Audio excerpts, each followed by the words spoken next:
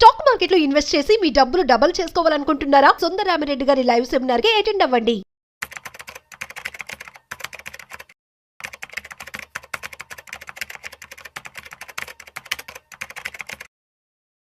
నమస్తే, సుమన్ టీవీ ప్రేక్షకులకు నమస్కారం.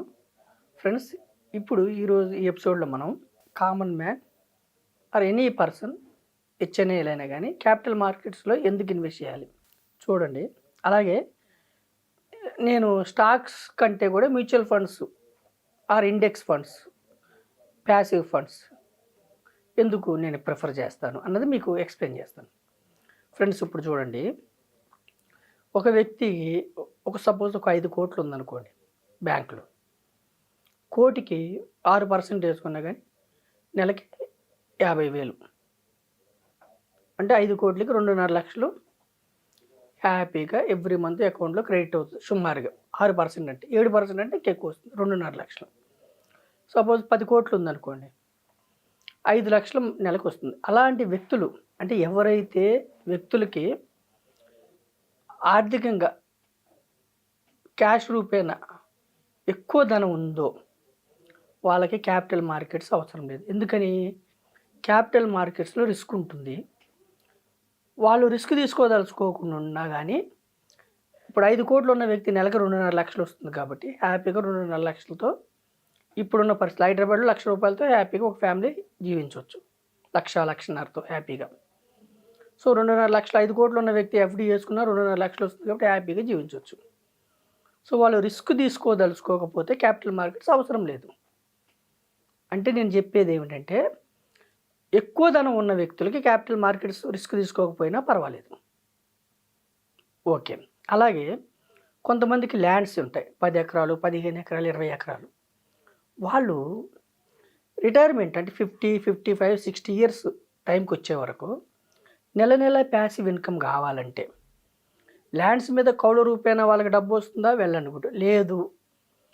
వాళ్ళకి శాలరీ లాగా కావాలనుకున్నప్పుడు వాళ్ళు ఒక 5 ఎకరాలు, ఎకరం 50 లక్షలు వేసుకున్న సుమారుగా ఒక 5 ఎకరాలు అంటే 2.5 కోట్లు, ఒక 10 ఎకరాలు అంటే ఒక 5 కోట్లు అంటే సుమారుగా చెప్తున్నా. కొన్ని చోట్ల ఎక్కువ ఉండొచ్చు, కొన్ని చోట్ల తక్కువ. వాళ్ళు చక్కగా ఎఫ్డీ చేసుకొని జీవించవచ్చు. అంటే ఆల్రెడీ ల్యాండ్స్ రూపేణా, ఆల్రెడీ ఎఫ్డీల రూపేణా ధనవంతులైన వాళ్ళకి capital markets, stock markets invest చేయకపోయినా పర్వాలేదు. లేదు, కొంతమంది వ్యక్తులకి ప్యాసివ్ ఇన్కమ్ అంటే ఇల్లులు ఉంటాయి, 3-4 ఇల్లులు, రెంటల్ ఇన్కమ్ వస్తుంది. 1,00,000 నుంచి 5 లక్షలు, 1,00,000 నుంచి 10 లక్షల వరకు నెల నెల వస్తుంది. వాళ్ళకి కూడా అవసరం లేదు. సో మనం ఏం చెప్తున్నామంటే, మీకు బ్యాక్గ్రౌండ్ లేదా వెనకాల మీ యొక్క ఫాదర్సు, తాతలు, ముత్తాతలు ఎక్కువ మీకు ఆస్తులు సమకూర్చి పెట్టలేదు. మీరు ధనవంతులు కావాలంటే ఒక మార్గం క్యాపిటల్ మార్కెట్స్, క్యాపిటలిజం, కంపెనీస్లో ఓనర్షిప్. మీకు బ్యాక్గ్రౌండ్ లేదు, అన్ఫార్చునేట్గా ఏదో కారణాల వల్ల మీరు పెద్దగా చదువుకోలేకపోయారు. ఎంటెక్లు కానీ, పిహెచ్డీలు కానీ, ఎంఎస్సి అంటే పెద్ద పెద్ద పీజీలు కానీ, పెద్ద పెద్ద చదువులు మీరు చదవలేకపోయారు. బాధపడొద్దు. బ్యాక్గ్రౌండ్ లేదు, బాధపడొద్దు. మీకు ఒక అవకాశం ఏమిటంటే, మన దేశం ప్రపంచవ్యాప్తంగా కూడా క్యాపిటల్ మార్కెట్స్ ఉన్నాయి. మన దేశం మీకు ఇచ్చిన గొప్ప అదృష్టం ఏమిటంటే క్యాపిటల్ మార్కెట్స్. స్టాక్ మార్కెట్స్ మరో పేరు క్యాపిటల్ మార్కెట్స్, మూలధన మార్కెట్స్, క్యాపిటల్ మార్కెట్స్. క్యాపిటలిజం అంటే మీరు కూడా కంపెనీస్లో ఓనర్స్ అవ్వచ్చు. ఎప్పుడు కూడా కంపెనీస్లో 2 రకాల కంపెనీస్ ఉంటాయి, private limited companies, public limited companies. Private limited కంపెనీస్లో కొంతమంది వ్యక్తుల చేతిలోనే కంపెనీ ఉంటుంది. స్థాపించిన వ్యక్తి, అతని భార్య, అతని చుట్టాల చేతిలోనే ఓనర్షిప్ ఉంటుంది. వాళ్ళు ఆ కంపెనీ ఎంత పెద్ద కంపెనీ అయినా, ప్రైవేట్ లిమిటెడ్ కంపెనీ, మనం వెళ్ళి అందులో ఓనర్షిప్ కావాలి, షేర్ కావాలి, కొనుక్కుంటాం, పార్ట్నర్ అవుతాం అంటే మనం తీసుకోరాళ్ళు. వాళ్ళకి బంధువు అయితేనో ఇంకొకటి ఇద్దాం. పబ్లిక్ లిమిటెడ్ కంపెనీస్ అంటే స్టాక్ మార్కెట్ దగ్గర లిస్ట్ అయిన కంపెనీస్లో మనం ఓనర్షిప్ కావాలంటే మనం ఎవరి రికమెండేషన్ అవసరం లేదు.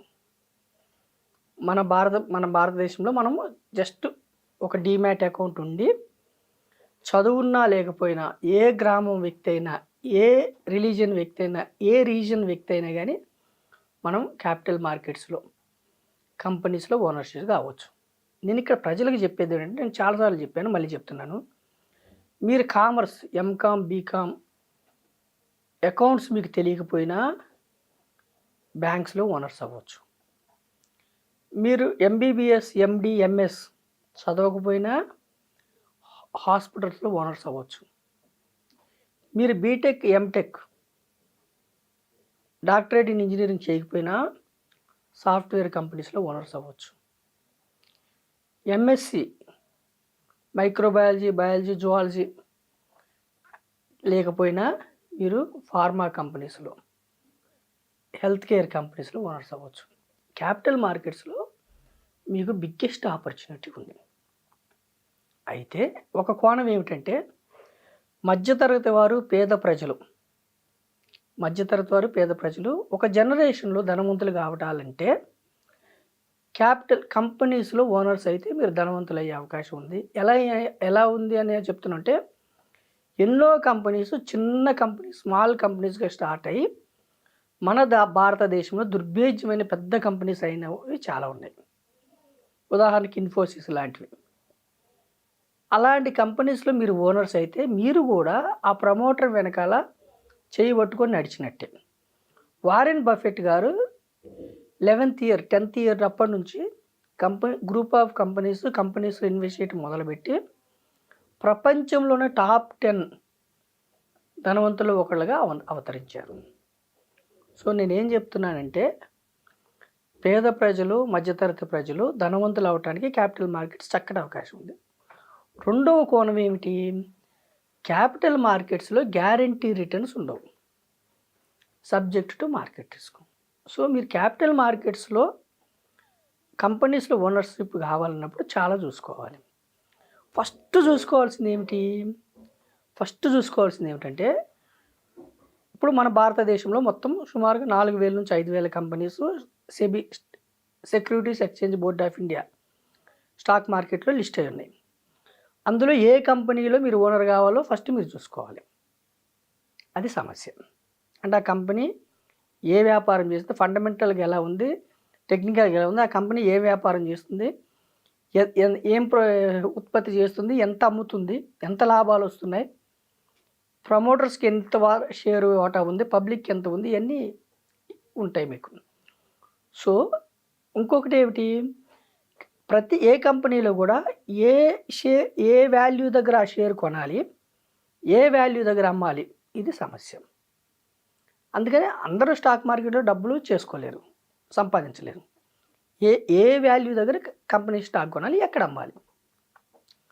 మూడో సమస్య ఏమిటి, కామన్ మ్యాన్కి మూడో సమస్య ఏమిటంటే, మన దగ్గర ఉండే డబ్బు నెలకు 1,000, 5,000, 10,000, 20,000 మనం దాచుకోగలం అనుకోండి.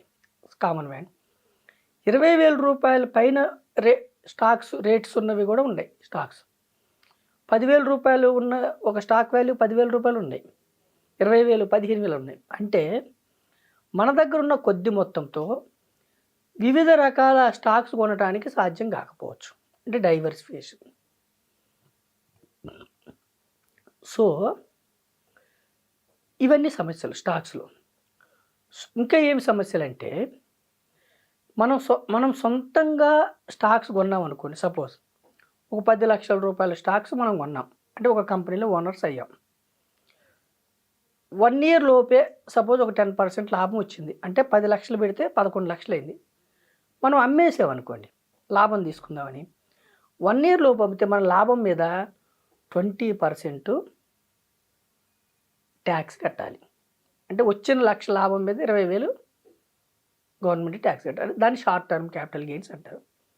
అదే లాంగ్ టర్మ్ అనుకోండి, 1,25,000 వరకు ఎగ్జామ్షన్ ఉంటుంది. 1,25,000 తర్వాత వచ్చేదాని మీద కట్టాలి. అంటే ఇప్పుడు ఎవరైనా ఒక వ్యక్తి ₹1,00,00,000 పెట్టాడు అనుకోండి, 1 year లోపు అతనిది 1,10,00,000 అయితే 1 year లోపు అతను విత్డ్రా పెరిగింది కదా, లాభం వచ్చింది కానీ విత్డ్రా చేస్తే 1 year లోపు 20% లాభం మీద 20% ట్యాక్స్ కట్టాలి.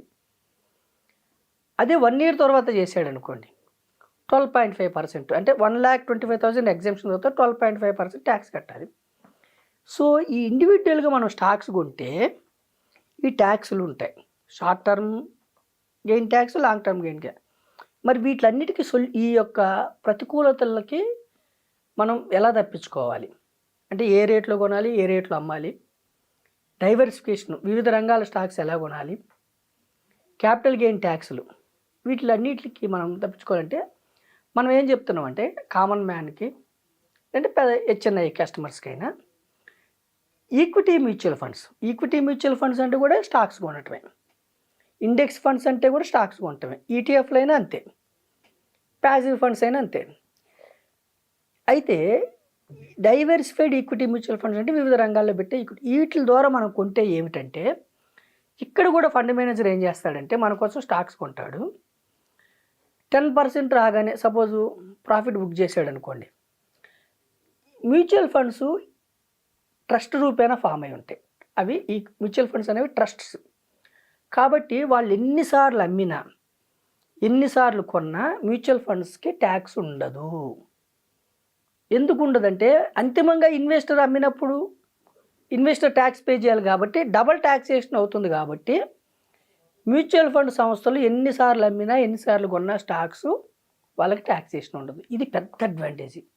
ఇప్పుడు వాళ్ళు కూడా ఏం చేస్తారు, మనం ఇచ్చిన డబ్బులతో మనం ₹1,00,000 ఇచ్చామనుకోండి, లేదంటే 10 లక్షలు ఇచ్చారు అనుకోండి, మన కోసం 50 company diversified equity mutual funds అంటే సుమారుగా 50 కంపెనీస్లో స్టాక్స్ కొంటారు.